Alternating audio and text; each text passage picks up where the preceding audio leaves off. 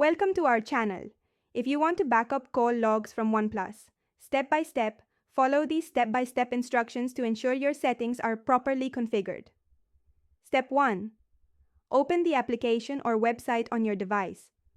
Make sure you are logged in with your account credentials to access all settings and features. Step 2.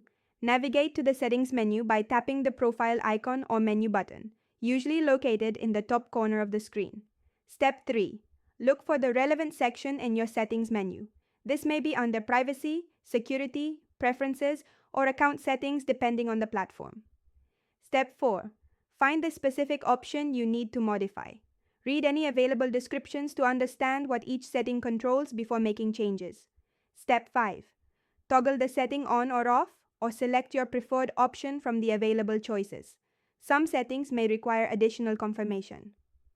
Step 6. Save your changes if prompted.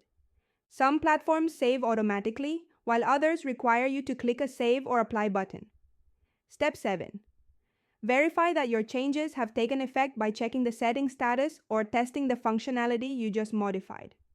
Step 8. If you encounter any issues, restart the application or check for updates. Contact support if the problem persists. Don't forget to like this video and subscribe to our channel.